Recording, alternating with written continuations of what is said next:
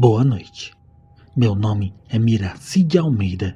Hoje em dia moro em São Paulo, capital, e vou compartilhar com vocês um fato que aconteceu com minha família em meados da década de 70 na região de Campinas.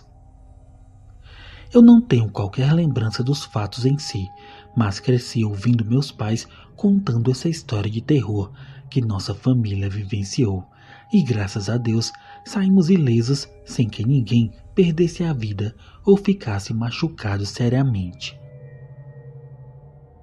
Na época, os meus pais trabalhavam como caseiros e moravam em uma chácara na parte rural da cidade, bem distante do centro. Para vocês saberem, eu sou a mais nova de um total de 3 irmãos, e quando tudo aconteceu, eu tinha apenas 1 ano de idade. Naquele tempo, de vez em quando, aos domingos e alguns dias de feriados, os meus pais gostavam de sair para visitar alguns de nossos familiares que moravam por perto. Entre eles, os meus avós maternos, que moravam em um sítio que ficava cerca de uns 10 quilômetros da chácara. Como meus pais não tinham carro para poder levar a família, eles usavam uma charrete puxada por um cavalo e que dava para levar a família inteira, que eram meus pais, meus irmãos e eu. A nossa história aconteceu em uma sexta-feira santa, no ano de 1977, pois naquele dia saímos da nossa casa bem cedo para almoçar com meus avós. Ao chegar na casa, notamos que eles estavam meio inquietos, como se quisessem falar alguma coisa, mas não sabiam dizer como. Como meu pai percebeu a inquietação deles, perguntou se havia acontecido alguma coisa. Logo no começo, meu avô negou, falou que era só impressão, mas como meu pai conhecia bem o sogro, que sempre foi um caboclo engraçado, contador de anedotas, ele sabia que alguma coisa muito séria estava acontecendo. O meu avô então disse que não queria comentar, porque se ele falasse, meu pai e meus tios, que já estavam na casa, não iriam acreditar.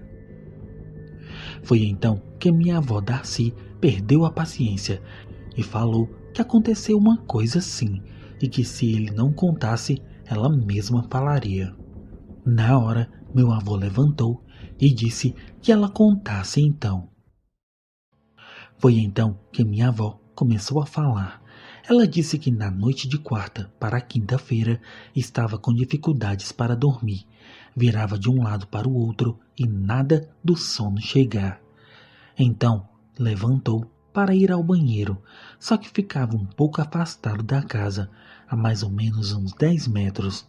Minha avó pegou a lamparina e foi ao banheiro. Quando abriu a porta dos fundos, os cães que eles tinham entraram correndo como se tivessem com medo de alguma coisa.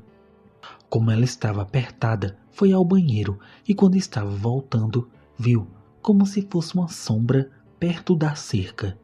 Ela parou e ficou olhando, só que a sombra deu um salto e depois fugiu para a mata. Ela entrou, colocou os cães para fora da casa e depois tentou acordar meu avô, mas ele, como tinha um sono muito pesado, só virou as costas e continuou dormindo. No outro dia cedo, meu avô viu algumas pegadas estranhas no local onde minha avó tinha visto a sombra. Mas não houve ataque a algum animal do sítio e por isso ele seguiu para o dia de trabalho. Na noite de quinta para sexta, por volta das 8 horas, começou uma barulheira na mata que fica no fundo da casa. Como meu avô ainda estava acordado, levantou da cama, se armou e minha avó pegou a lamparina e os dois foram ver que animal estava lá pelo quintal. Os cães foram andando na frente, mas logo pararam e começaram a rosnar e a ganir, como se estivessem com medo do que estava lá. Meus avós pararam e ficaram tentando ver quem estava lá. Foi então que um animal bem grande saiu do mato, andando devagar. Ele parou e ficou em pé. E quando ele fez isso, meus avós descobriram que ele era bem maior que qualquer um ali. Além disso, tinha olhos estranhos e fazia barulhos como se fosse um rosnado bem grosso. Eles começaram a andar devagar para trás. Então dispararam e voltaram para dentro de casa. Ao ouvir a história, meu pai e meus tios deram risadas da situação, porém minha mãe acreditou na história e ficou preocupada, pois ela achava que a coisa que apareceu no sítio de meus avós poderia ser um lobisomem. A minha família ficou o dia inteiro na casa de meus avós e quando foi escurecendo, começaram a voltar para suas casas, mas meu pai resolveu ficar até mais tarde e só saímos de lá por volta de 8 da noite. Dessa hora em diante que o pesadelo aconteceu, pois segundo meus pais, quando eles estavam passando por uma parte da estrada que era bem fechada, já voltando, começaram a ouvir barulhos como se alguma coisa estivesse seguindo a gente por dentro do mato. A gente não estava nem na metade do caminho. Nosso cavalo ficou bem agitado, como se pressentisse que alguma coisa de ruim poderia acontecer, mas meu pai segurava firme as rédeas, pois se o cavalo disparasse, a nossa charrete tombaria com minha família em cima. Mas pela distância não daria tempo de chegar até nossa casa e, para piorar, a coisa que seguia a charrete começou a fazer uns barulhos que lembravam rosnados. Minha mãe começou a rezar e meu pai se desesperou, pois a única arma que ele tinha para nos defender era um facão e mesmo assim não era nem amolado. Por isso, se a coisa nos atacasse, poderia ser o nosso fim. Foi então que meu pai parou a charrete na frente da porteira de um vizinho nosso e foi logo pedindo ajuda.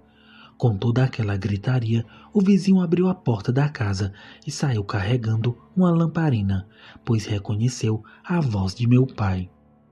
Descemos da charrete e corremos para dentro da casa dele, mas pela reação que eles tiveram, parece já sabiam da existência daquela criatura ali pela vizinhança. Minutos depois, e já mais calmos, meus pais contaram o que havia acontecido entre o trajeto da casa de meu avô até onde a gente estava. Aparentemente, a criatura tinha até desistido de nos seguir, mas de repente, os cães do vizinho começaram a latir com alguma coisa nos fundos do quintal deles. O homem foi até a cozinha, se armou, acendeu a lamparina e saiu no quintal. Ele não viu nada, por isso gritou com seus cães, mas eles insistiram em latir e sempre olhando fixo em uma direção. Incomodado com a situação, o nosso vizinho chamou um filho que deveria ter seus 18 anos. Chamou também meu pai e foram andando na direção da mata que ficava lá nos fundos. Então se depararam com um par de olhos estranhos a mais ou menos 1 metro de altura do chão. Ao verem aqueles olhos, os homens apontaram, mas antes de disparar, a coisa ficou em pé e com a claridade da lamparina tiveram a visão que, segundo meu pai, nunca ele iria esquecer. Mas algo muito estranho aconteceu. O amigo de meu pai poderia ter disparado, mas não, ele apenas falou para que aquela coisa fosse embora, como se ele pudesse entender. De qualquer maneira, deu certo e a besta saiu correndo de volta para a mata.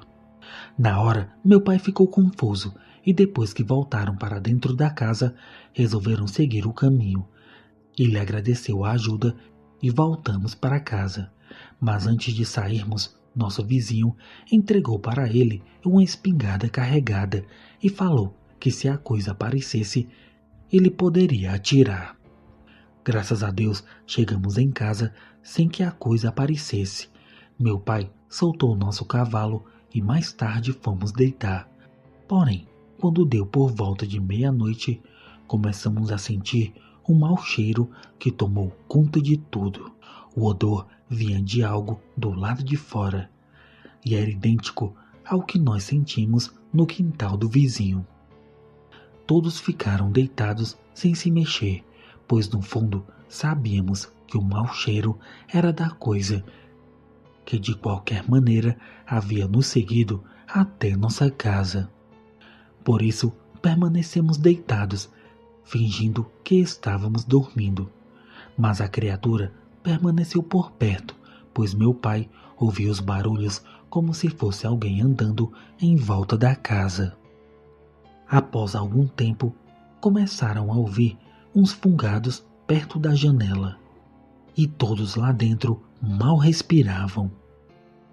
É impossível descrever a sensação que a presença daquela coisa causa, mesmo pelo lado de fora. Mas por um milagre foi apenas isso, e a coisa se afastou indo embora.